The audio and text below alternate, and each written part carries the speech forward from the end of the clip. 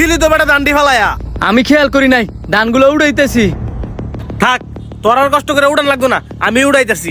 এই কটা ধান উড়ামো আবার কে কষ্ট? আপনি আমার মশলাটি রেডি করেন, আমি সবগুলো ধান উড়াইতেছি। আচ্ছা তো, আস্তে আস্তে উড়া। বুঝলাম না, এতগুলা টিয়া এই ধানের ভিতরে, অত সেই লোকটা জানে না নিশ্চয়ই কোনো বড় লোক বাড়িতে আনছে, যেই কারণে হয়তো ভাইলা খেয়ালই করে নাই যে ধানের ভিতরে এতগুলা টিয়া, যেমন ওই ধানগুলো আমার কিনতেই হইব। এই ধর তোর মহিষ আর হলদি। কয়টা হইছে ভাই আমার? দে 100 টাকা দে।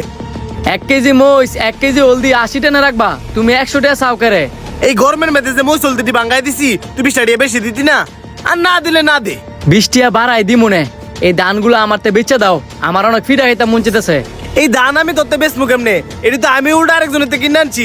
তোর যদি ফিরা খেতে মন চায় তুই বাজার থেকে গেলো আয়। তোমার তে থাকতে আবার আমি বাজারে যামু, তুমি যা দাম দিয়ে কিনছো তাতে বেশি দি মনে, তাও আমার তে বেচে দাও। তোমার কাছে বিক্রি করে দিতাম।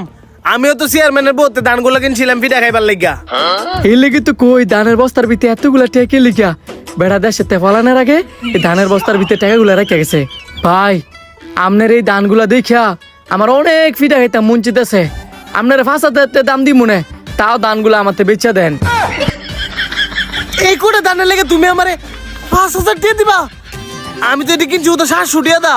700 টাকা কিনছে দিকে কি হয়েছে? মানুষের মনের চাহিদা হচ্ছে তো আর টেয়ারা বড় না। এর লেগে 5,000 টাকা? 5,000 টাকা কম হইতাছে।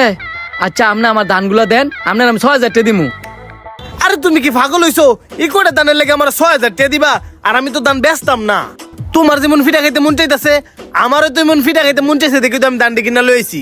ভাই, আপনার তো 2 বস্তা ধান, 1 বস্তা ধান দিলে তো আর আপনার আহামরি কিছু হইতো না। আমি যে বস্তাটা ফালাই দিছি, আপনি এই বস্তাটাই আমার কাছে বিক্রি করে দেন। আচ্ছা দাও, টাকা দাও।